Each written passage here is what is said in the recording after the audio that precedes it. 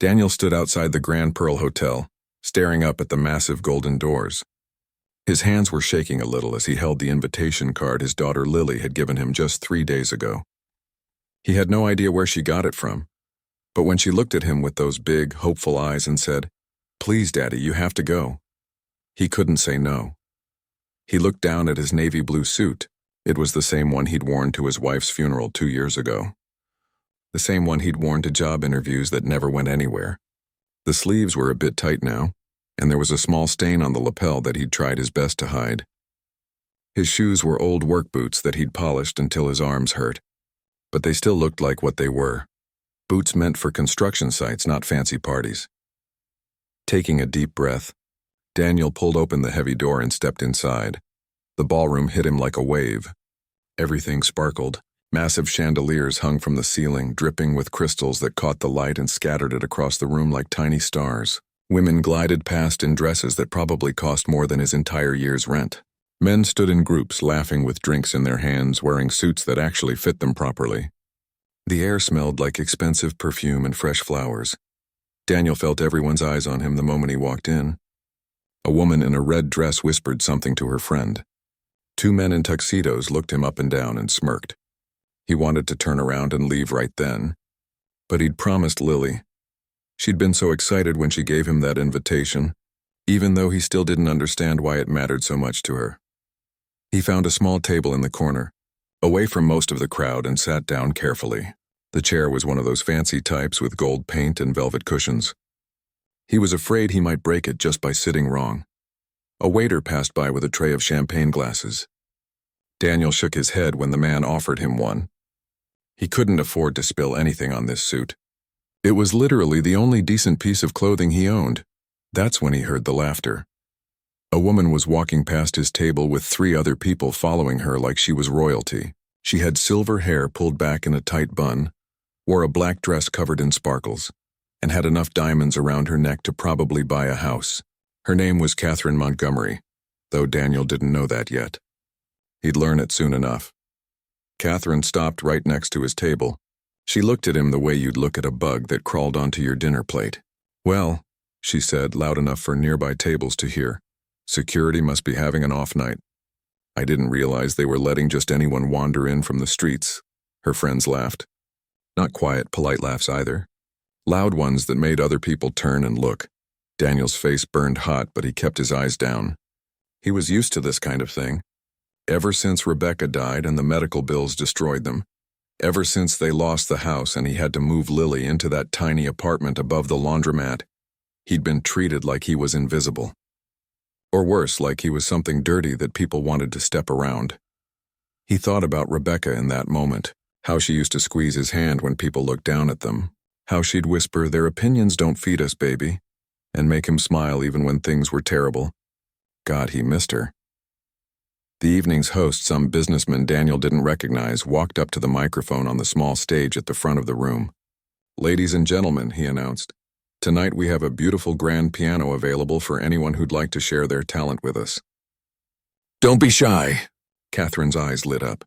She practically rushed to the stage, arranging herself at the piano like she was preparing for a royal portrait.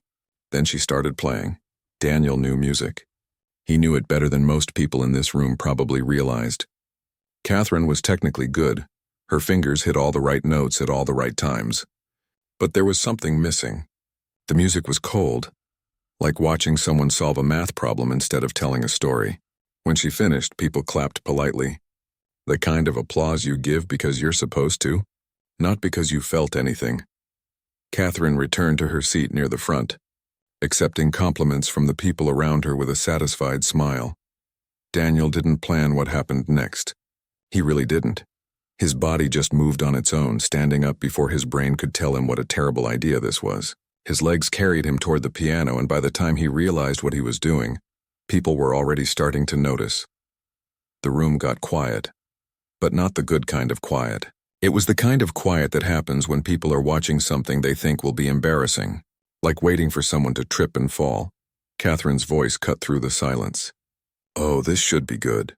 She was smiling, but it wasn't a nice smile. "What's next? Is he going to ask us for spare change?" More laughter. Daniel heard it ripple around the room like a wave. His face felt like it was on fire. Every instinct told him to turn around and run out of that hotel and never look back. But then he thought about Lily again. About how she'd asked him to come here.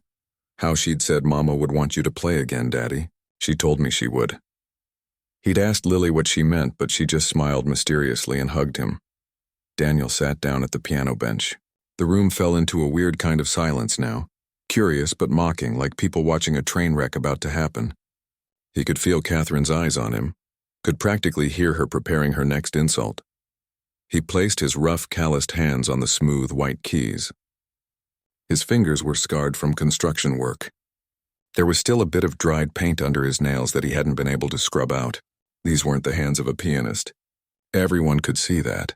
The music poured out of Daniel like water from a broken dam. His fingers danced across the keys, telling a story that words could never capture. Every note carried weight. The joy of his wedding day, the terror of hospital waiting rooms, the crushing weight of bills he couldn't pay, the tiny hand of his daughter holding his through it all. In the ballroom, something remarkable was happening. The mockery had completely vanished. A businessman near the front had set down his phone, forgotten mid-text. A young woman in a green dress had tears streaming down her cheeks. Even the waiters had stopped serving, standing frozen with their trays, listening. Catherine Montgomery sat in her chair like she'd been turned to stone. Her hand was still pressed against her chest, and she could feel her heart pounding underneath her palm. Something about this music was reaching inside her, touching places she'd locked away decades ago. It felt familiar somehow, like a memory she couldn't quite grasp. Daniel's eyes were closed now. He wasn't in that ballroom anymore. He was back in his old living room with Rebecca sitting beside him on their worn-out couch, her head resting on his shoulder. She used to love when he played, even after her treatments left her so weak she could barely stay awake. "Don't stop," she'd whisper. "It's the only thing that doesn't hurt." The melody shifted, growing more complex. His left hand laid down deep, powerful chords while his right hand wove intricate patterns above them. This was the part Rebecca had loved most. He'd composed it for her on their 10th anniversary, when they still thought they had forever ahead of them. The piece built toward its climax, the notes cascading faster and faster, like rain turning into a storm. Then suddenly it softened. The ending came gentle and quiet, like a goodbye kiss. Like the last breath of someone you love. When the final note faded into silence, nobody moved. The entire ballroom was holding its breath. Then someone started clapping. Slowly at first, then others joined in. Within seconds, the whole room erupted in applause. People were standing up. A man in the back shouted, "Bravo!" Someone else whistled.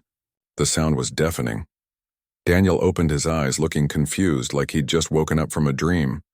He stood up quickly, nodding awkwardly at the crowd. His face was flushed red and his hands were shaking. He wasn't used to this kind of attention, especially not the positive kind. He turned to leave the stage, desperate to get back to his corner table and disappear, but his sleeve caught on the edge of the piano bench. Instinctively, he reached down to free it, rolling up his right sleeve to get a better grip. That's when Catherine saw it.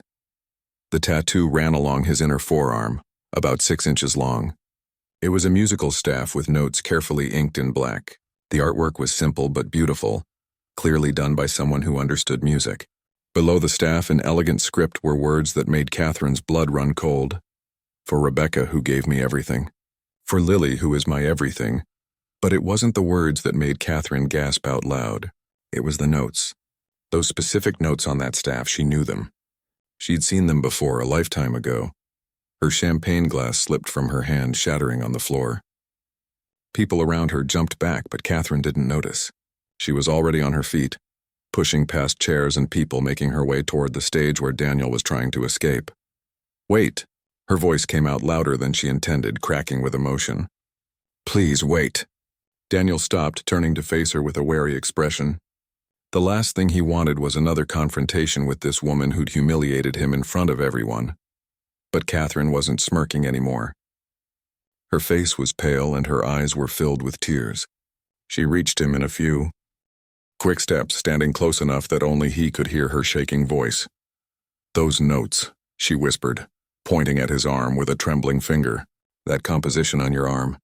Where did you learn it?" Daniel looked down at his tattoo, confused. It's something I learned a long time ago. Why, who taught you? Catherine's voice was urgent now, almost desperate. Please, I need to know who taught you that piece.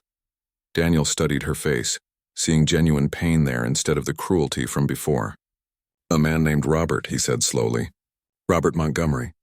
He taught me at the Riverside Community Center when I was 12 years old. He was the most important person in my life besides my wife. Catherine made a sound like she'd been punched in the stomach. Her hand flew to her mouth and she actually staggered backward. A man behind her, probably her husband, reached out to steady her. Catherine? The man asked, concerned. What's wrong? But Catherine couldn't speak. She just stared at Daniel, at his tattoo, at the notes that she'd last seen scrawled in her brother's handwriting on scraps of paper scattered across his tiny apartment floor. Robert was my brother, she finally managed to say, her voice barely above a whisper. He died 27 years ago. The words hung in the air between them. Around them, the party was starting to resume, people returning to their conversations and drinks, but Daniel and Catherine stood in a bubble of shocked silence. I'm so sorry, Daniel said automatically. I didn't know. He never told me his last name. Everyone just called him Robert or Mr. Robert. Catherine shook her head, tears now running freely down her carefully made-up face. Of course he didn't. He probably didn't want anyone to know he was connected to us. To me, her voice turned bitter. His family who told him he was wasting his life, who said music was a hobby for losers and dreamers. Daniel felt something click into place. Robert had mentioned his family a few times, always with this sad, distant look in his eyes. They don't understand, he used to say, but maybe someday they will. He taught me everything, Daniel said softly. I was heading down a really bad path when I was a kid. My mom was working 3 jobs, never home. I was hanging out with people who were going to land me in jail or worse. Then Robert found me trying to break into the community center's vending machine. Catherine let out a wet laugh that was half sob. He didn't call the cops, Daniel continued. He just asked me if I wanted to learn something useful instead. Started teaching me piano the next day. For 3 years, every Tuesday and Thursday after school he was there. He never missed a session. Not once. What happened to you? Catherine asked. If you were his student, if you learned from him, you should be playing concert halls. You should be famous. That performance just now, it was... She struggled to find words. It was what Robert always dreamed of doing. Daniel's expression grew sad. I got a scholarship to the Berklee College of Music, full ride. Robert helped me with my application. He was more excited than I was when I got accepted. He paused, his hand unconsciously moving to touch his tattoo. Then I met Rebecca. She was studying to be a nurse. Catherine couldn't stop staring at the tattoo on Daniel's arm. Those notes, she knew them like she knew her own name, even though she'd spent 27 years trying to forget they existed. I need to sit down, she said suddenly, her legs feeling weak. Her husband Richard appeared at her elbow, guiding her to a nearby chair. Daniel followed, looking uncertain but concerned. The party continued around them, but their little corner had become its own private world. Catherine's friends hovered nearby, whispering amongst themselves, probably wondering why the queen of their social circle was crying over some random man in a cheap suit. Tell me about him, Catherine said once she'd caught her breath. Tell me about Robert. What was he like when you knew him? Daniel sat down across from her, his rough hands folded in his lap. He was kind, he started, a soft smile crossing his face. Really kind in a way that wasn't just surface level, you know? He actually cared about people. About me. Catherine nodded, fresh tears spilling down her cheeks. Her mascara was ruined, leaving dark tracks on her face, but she didn't care anymore. He used to bring snacks to our lessons. Daniel continued. Nothing fancy, just crackers and cheese, sometimes fruit. But he knew I wasn't eating much at home. Never made a big deal about it, just put the food out like it was normal, like I wasn't some charity case. That sounds like Robert, Catherine whispered. He was always feeding stray cats, bringing home injured birds. Our parents hated it. Said he was too soft. Daniel leaned forward slightly. He talked about music like it was alive, like each note had feelings and stories to tell. He'd say, listen to what the music is trying to say, Danny. Don't just play it. Have a conversation with it. Catherine closed her eyes, and suddenly she was 16 again, standing outside Robert's bedroom door. She could hear him playing, creating something beautiful, and she'd been about to knock and tell him she thought it was amazing. But then their father's voice had echoed up the stairs. Catherine, don't encourage your brother's nonsense. He needs to focus on real work. She'd walked away without knocking. She'd always walked away. What happened to him? Daniel asked gently. He just stopped showing up one day. I went to the community center for weeks waiting. Then one of the other instructors told me he'd passed away. They wouldn't tell me more than that. Said I was too young. Catherine's hands trembled as she clutched her purse. He killed himself, she said bluntly. The words tasted like ash in her mouth. Pills. They found him in his apartment with all his music scattered around him. Daniel's face went pale. I didn't know. I wondered, but our family destroyed him, Catherine said, her voice hard with self-loathing. Piece by piece. Our father was a banker, very successful, very proud. He couldn't understand why Robert wanted to waste his Princeton education on music. They fought constantly. Finally, father cut him off completely, said he wouldn't support a son who refused to grow up. She paused, wiping her eyes with the back of her hand. Robert moved into this tiny apartment, started teaching music to kids at community centers to pay rent. Our mother was so embarrassed. She told people he was traveling abroad, couldn't bear to admit her son was giving piano lessons to poor children. He never told me any of that, Daniel said quietly. He just seemed happy when he was teaching, like it was exactly where he wanted to be. Maybe it was, Catherine said. Maybe that was the only place where people didn't make him feel worthless. She looked directly at Daniel. I was the worst of all of them. Do you know what I said the last time I saw him? He'd invited the whole family to a small recital he was giving at the community center. Just him and some of his students performing. He was so excited, said he had students with real talent who deserved to be heard. Her voice cracked. I laughed. Right in his face. I said, Robert, I'm not going to waste my evening watching you and a bunch of kids who'll never amount to anything bang on pianos. Grow up and get a real job. Then I hung up on him. That was 3 weeks before he died. 3 weeks and I never called him back. Never apologized. The silence that followed was heavy. Daniel didn't know what to say. What could anyone say to that? After he died, Catherine continued, her words coming faster now like a dam breaking. We had to clean out his apartment. It was full of music. Compositions, arrangements, teaching notes. Hundreds and hundreds of pages. My father took one look and said, burn it all. I won't have this embarrassment follow us. You burned his music? Daniel's voice was sharp with pain. Most of it, Catherine admitted. My mother couldn't quite do it. She kept one box, just one. Couldn't bring herself to destroy everything, but she couldn't look at it either. It's been sitting in our estate storage unit for 27 years. I've never opened it. Too much guilt, I guess. Too much shame. She looked at Daniel with something like desperation in her eyes. But the piece you played tonight, and those notes on your arm, that was Robert's composition. His last one, I think. I saw him working on it the few times I bothered to visit that last year. He was so excited about it, said it was going to be his masterpiece. He never got to finish teaching it to me, Daniel said, touching his tattoo again. We'd only gotten through the first movement. I've spent years wondering how it was supposed to end. Catherine sat up straighter, something shifting in her expression. It's in that box. It has to be. All his final work would be there. Really? Daniel's eyes widened with hope. But the piece you played tonight, Catherine said, it wasn't just Robert. It was more than what he would have written. It was, she struggled to find the words. It was his technical brilliance combined with something deeper. Real pain, real love, real life. Things Robert never got to experience because we crushed him before he had the chance. Daniel nodded slowly. Robert taught me the foundation, the structure, the language of music. But Rebecca taught me what to say with it. The piece tonight, I wrote that for her, for us. It started with Robert's lessons, but it became something else through living life, you know? The good parts and the terrible parts all mixed together. You finished what he started, Catherine said, her voice filled with wonder and regret. You became what he was meant to be. You took his gift and actually lived with it, created with it, Eve.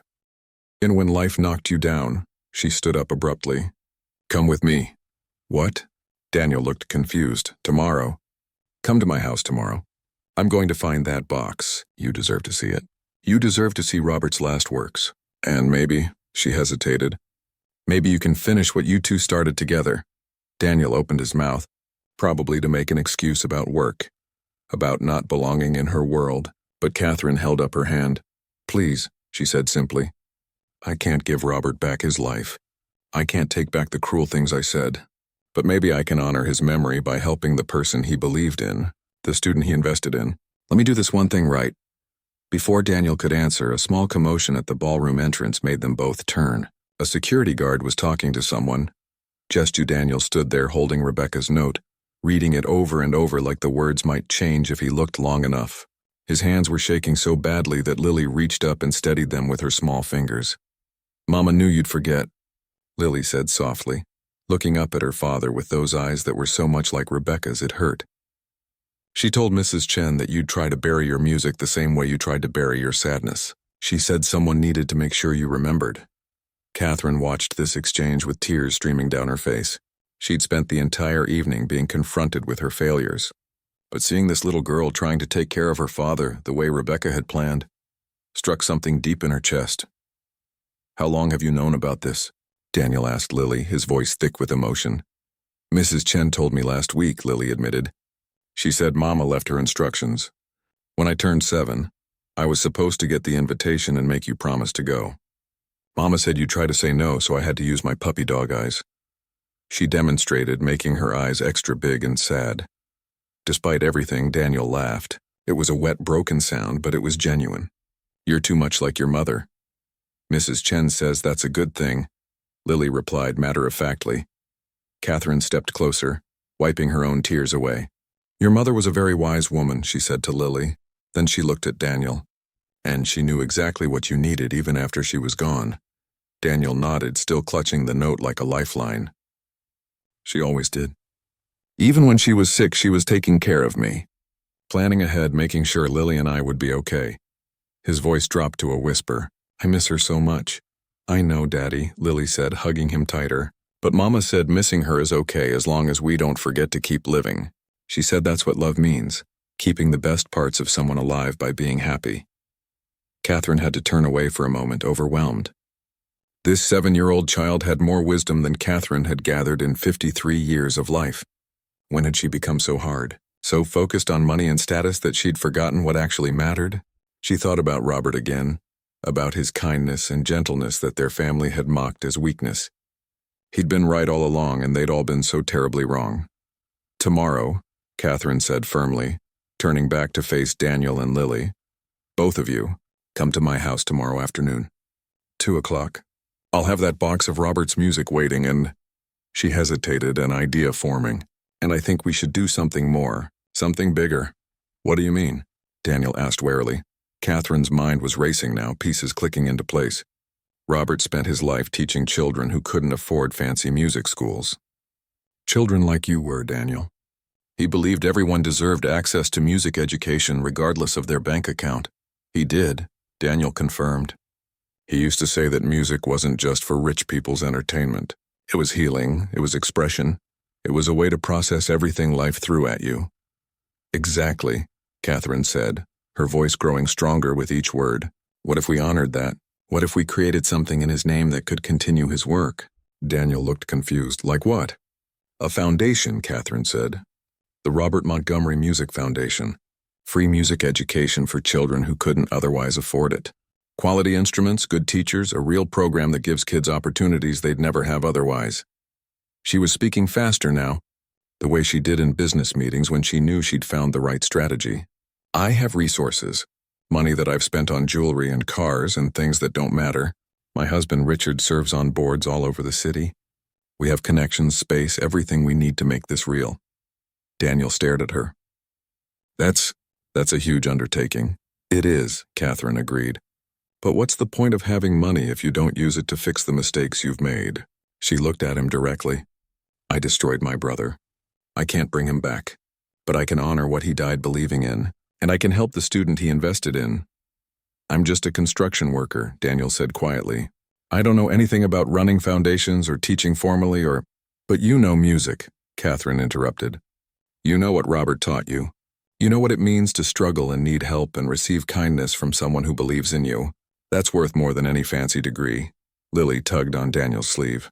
"Mama would want you to say yes, Daddy. She'd say this is exactly why she made you come here tonight." Daniel looked down at his daughter, then at the note in his hands, then at Catherine. "I have a job. I can't just quit and—" "What if you didn't have to?" Catherine said. What if working for the foundation was your job? A real salary, benefits, everything you need to take care of Lily properly. You could teach, perform, compose. Actually use the gifts Robert saw in you. That's crazy, Daniel said, but his voice lacked conviction, is it? Catherine challenged.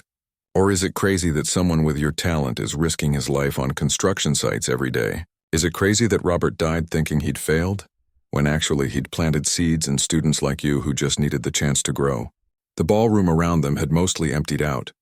The charity event was winding down, people collecting coats and saying goodbyes.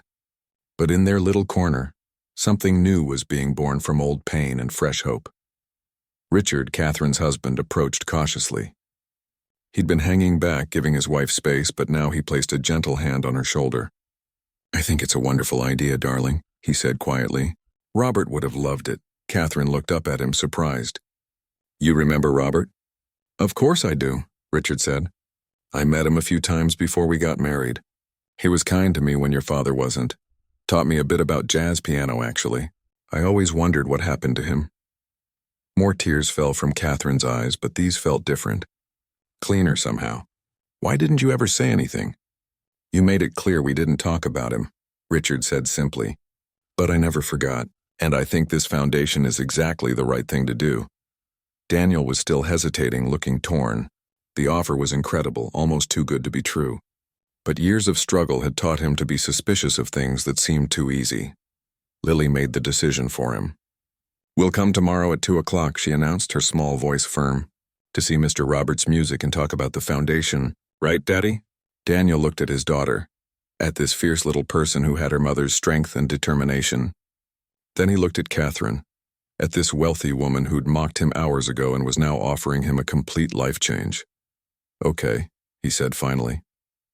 We'll come tomorrow, but I'm not promising anything beyond that. I need to see this music first.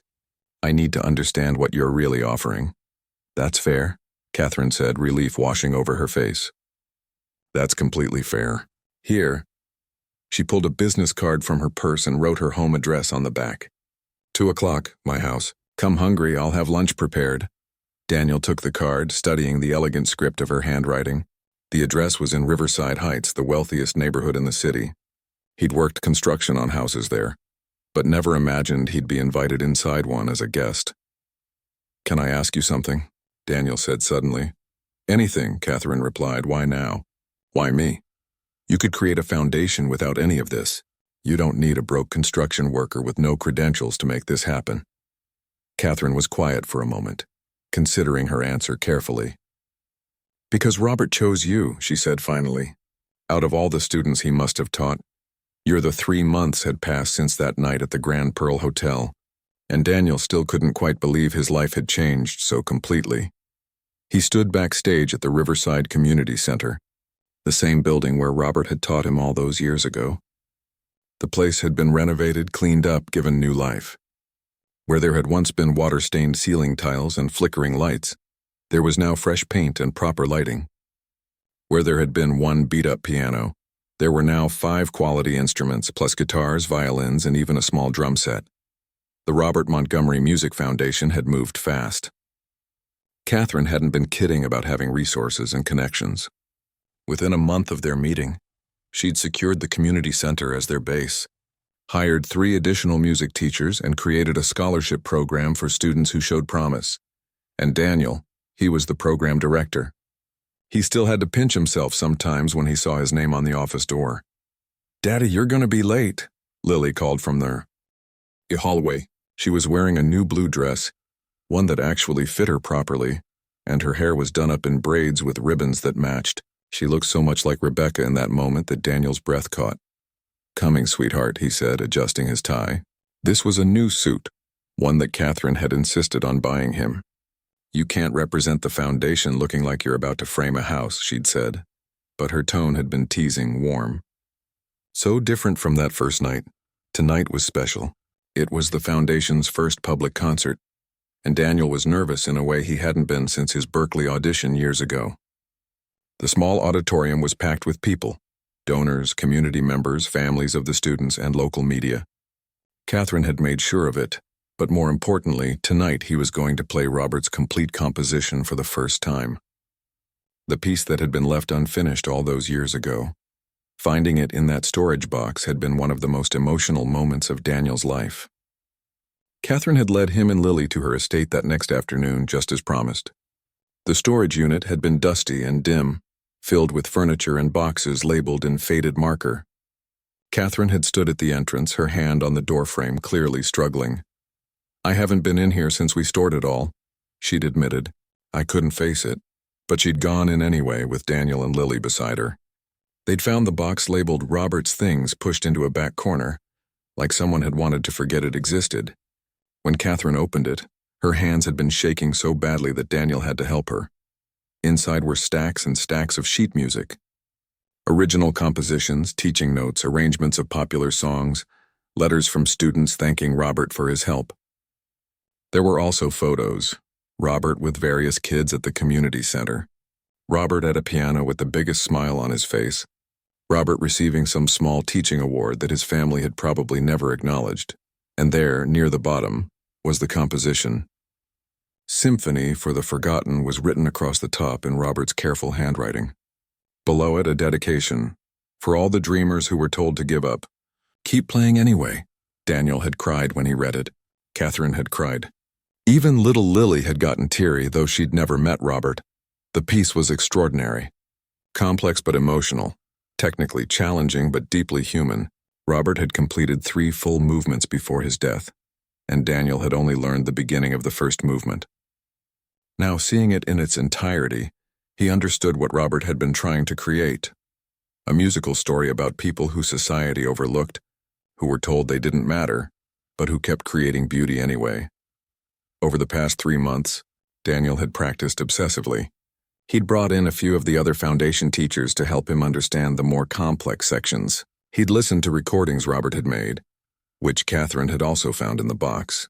He'd dreamed about this music, heard it in his head while doing paperwork, hummed it while making Lily breakfast, and tonight he would play it for an audience. All 3 movements exactly as Robert had written them, plus a 4th movement that Daniel had composed himself to complete the symphony. Catherine had been hesitant about that at first. "Are you sure?" she'd asked. "Robert's work is perfect as it is." But Daniel had shaken his head. Robert left it unfinished on purpose. Look, he'd shown her Robert's notes on the final page. He wrote, "To be completed by someone who understands." He wanted someone else to finish his story, someone who'd lived enough to know what comes after the struggle. Catherine had read the note, fresh tears falling. "He was planning to teach you the ending, wasn't he?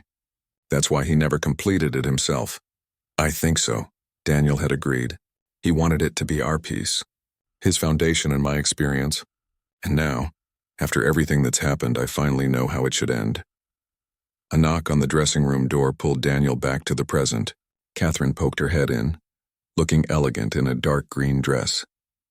"5 minutes," she said. "The auditorium is completely full. We even have people standing in the back." "No pressure," Daniel joked weakly. Catherine came fully into the room, and Lily immediately went to her. Over the past months, an unlikely friendship had formed between the wealthy older woman and the 7-year-old girl. Catherine had never had children of her own, something she'd always told herself was a choice but now recognized as a regret. Lily had filled some of that empty space, and Catherine had become the grandmother figure Lily had never had. "You're going to be wonderful," Catherine said to Daniel, her voice firm with conviction. "Robert would be so proud." "I'm so proud." Daniel felt his eyes getting wet and blinked rapidly. "I just hope I do his music justice." "You already have," Catherine said. "Every day teaching these kids, giving them the same chance Robert gave you. That's the real tribute. Tonight is just the celebration. The past 3 months hadn't been without challenges." Daniel had felt like an imposter at first, surrounded by people with formal music degrees while he was a college dropout. Some of the wealthier donors had questioned Catherine's choice to make him program director. There had been whispers that she was just doing this out of guilt, that the foundation wouldn't last, but the kids had shut those whispers down fast. Within weeks, word had spread through the neighborhood about the free music program. Children started showing up. Kids from the projects, kids from immigrant families, kids whose parents worked 3 jobs and couldn't afford instruments or lessons. Kids exactly like Daniel had been, and Daniel knew how to reach them because he'd been them. He knew which kids were acting out because they were hungry, which ones needed firm boundaries because home was chaotic, which ones just needed someone to believe they were worth the investment. The other teachers were excellent musicians, but Daniel understood struggle in a way they never could. The foundation now had 47 students enrolled. 47 kids who were learning that music wasn't just for rich people, that their voices mattered, that they could create something beautiful even when the world told them they were nobody. One of those students was a 13-year-old named Chris, who reminded Daniel so much of himself. It was almost eerie. Angry, defensive, convinced the world had nothing good to offer him. He'd shown up at the center because his probation officer made him do community service. Daniel had handed him a guitar and said, "Learn 3 chords, then tell me music is stupid." Chris was performing in tonight's concert. He'd written his own song, something raw and honest about his mother's struggle with addiction.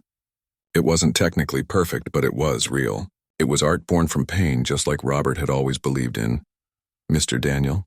A small voice came from the doorway. It was Sophie, one of their youngest students, only 6 years old.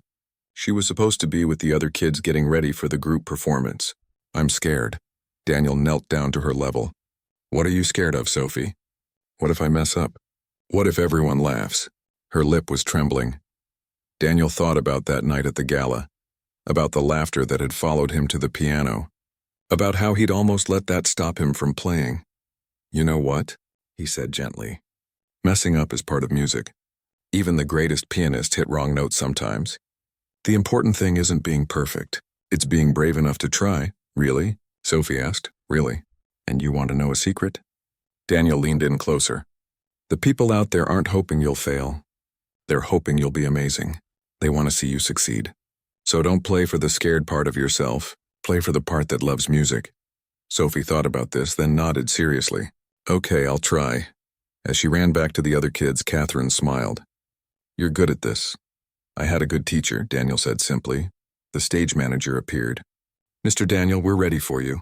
This was it. Daniel took a deep breath, kissed Lily on the forehead, and walked toward the stage. As he entered from the wings, he could see the audience packed into every seat. Front and center sat Richard, Catherine's husband, looking proud. Beside him was an empty seat with a single white rose laid across it, for Robert. The applause was warm as Daniel sat at the piano. This wasn't the fancy grand piano from the hotel. This was the community center's best instrument, sure, but it was a working piano, one that got played every day by students with eager hands and imperfect technique. It was exactly right. Daniel looked at his hands on the keys, at the tattoo visible on his forearm. For Rebecca, who gave me everything, for Lily, who is my everything. He'd been thinking about adding to it, maybe adding a line for Robert, but he'd decided against it. Robert was already there in the music itself. He began to play. The first movement started soft and uncertain, like someone finding their way in darkness. It built slowly, adding complexity and layers, representing the struggle of trying to create something meaningful when the world tells you to give up. Daniel played it exactly as Robert had written it. Every note a tribute to the man who'd seen potential in a troubled kid all those years ago. The second movement was turbulent, angry even. This was the part where the dreamer faces rejection, ridicule, obstacles that seem insurmountable. The music crashed and thundered, and Daniel poured every bit of his own struggle into it. The medical bills, the lost house, the nights wondering if he could keep going. The third movement shifted to something quieter, sadder. This was grief and acceptance, the understanding that some things are lost forever. Daniel thought of Rebecca as he played, of Robert, of all the beauty that gets taken too soon. The audience was completely silent, and he could hear someone crying softly in the back. Then came the fourth movement, Daniel's addition, his answer to Robert's question. It started where the sadness ended, slowly building something new from the pieces that remained. It incorporated themes from the earlier movements but transformed them, showing how pain could become purpose, how loss could become legacy. The music grew and swelled, incorporating hope without denying the struggle that came before it. It was complex and beautiful and deeply, deeply human. One standing here 27 years later, still carrying his music literally written on your skin. You're the one who took what he taught and made something real with it, even when life beat you down. She paused, her voice dropping. And because when I laughed at you tonight, you didn't fight back or leave. You sat at that piano and played the most honest, beautiful music I've heard in decades. You showed me what my brother was trying to teach our family all along. That real art comes from real life, from struggle and love and loss, not from money or status or proving you're better than everyone else. Daniel didn't know what to say to that. Lily saved him again by yawning hugely, reminding everyone that it was past 9 o'clock and she was supposed to be in bed. We should go, Daniel said. School tomorrow. Of course, Catherine said. I'll see you both tomorrow afternoon. And Daniel? She waited until he looked at her. Thank you for not leaving when I was cruel, for playing anyway, for showing me what I've been missing all these years. Daniel just nodded, taking Lily's hand and heading toward the exit. As they walked away, Catherine heard Lily's voice floating back. See, Daddy? I told you Mama had a plan. She always has a plan. Catherine stood watching them go, her husband's arm around her shoulders. For the first time in 27 years, she felt like maybe, just maybe, she could start to forgive herself. Not completely, she didn't deserve that, but enough to do something good. Enough to make sure Robert's death meant something after all. Ring that they couldn't come in, but the someone was pushing past him anyway.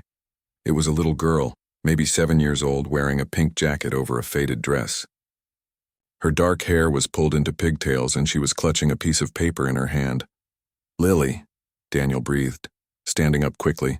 What are you doing here? You're supposed to be at Mrs. Chen's. The girl ran to him, wrapping her arms around his waist. I had to come, Daddy. I had to make sure you played. Mama said you would, but I was worried you'd get scared and leave. Daniel looked confused. What do you mean, Mama said? Lily pulled back and held up the piece of paper she'd been clutching. Mrs. Chen found this in one of Mama's old books yesterday. She said Mama wanted me to give it to you, but only when the time was right. She said today was the day. Daniel took the paper with shaking hands. It was a note in Rebecca's handwriting, written on the back of a hospital admission form. My dearest Danny, it read, if you're reading this, I'm already gone, and enough time has passed that you've forgotten how to breathe without music. You think you sacrificed it for us, but you didn't. You just stored it away for when you'd need it most. There's a charity gala at the Grand Pearl Hotel every year in October. I put an invitation in my jewelry box, the one I made you promise never to sell. Make sure Lily takes you there. Make sure you play. Make sure you remember that the best way to honor what we had is to keep living, keep creating, keep being the man Robert saw in you. I love you forever. Now go show the world what you can do. Reese, we fell in love, got married young, maybe too young. But I've never regretted it for a second. He took a breath, steadying himself. Lily was born when I was 22. I was still in school trying to make it work. Then Rebecca got sick. Cancer, stage 3. We had insurance, but it wasn't enough. Nothing was ever enough. Catherine listened, her anger and superiority from earlier completely gone, replaced by something that looked like shame. I had to choose, Daniel said simply. Music career or my family. There wasn't enough time or money for both, so I dropped out, started working construction. The hours were flexible, the pay was decent, and I could be there for Rebecca's treatments and take care of Lily. For 8 years she fought. 8 long years of hospitals and doctors and hoping for miracles that never came. The medical bills buried us. We lost our house, lost our savings, lost everything except each other. His voice cracked. She died 2 years ago. And I kept working construction because it's what I know now, and Lily needs to eat and have a roof over her head. Catherine was openly crying now, not caring who saw. The tattoo, she whispered. When did you get it? A month after Rebecca died. The notes are from the last piece Robert taught me before he passed away. I never got to finish learning it. He died before our next lesson. But Rebecca knew how much it meant to me. On our wedding day, she hummed the part I'd taught her. Daniel smiled sadly. This tattoo connects everything I've ever loved. For just a moment, Daniel closed his eyes. He thought about the last time he'd really played piano, before Rebecca got sick, before everything fell apart. He thought about the man who taught him when he was just a kid, a man who believed in him when nobody else did. Then he began to play. The first notes came out soft and gentle, like a whisper. Then they grew, filling the massive ballroom with sound. It wasn't just music, it was a story. The story of falling in love. The story of fighting to save someone you'd give anything for. The story of losing them anyway and somehow finding the strength to keep going for your child. The mocking whispers stopped instantly. Someone's champagne glass clinked as they set it down too hard on a table. Daniel heard it but didn't stop. His hands moved across the keys like they remembered something his mind had tried to forget. The melody built and shifted, moving from sadness to something that felt like hope trying to break through darkness. He didn't look up, but if he had, he would have seen something surprising. People were leaning forward in their seats. Some had stopped talking mid-sentence. A woman in the back had tears running down her face. And Catherine Montgomery, who'd laughed at him just moments before, was sitting completely still, her hand clutched to her chest, her mouth slightly open in shock.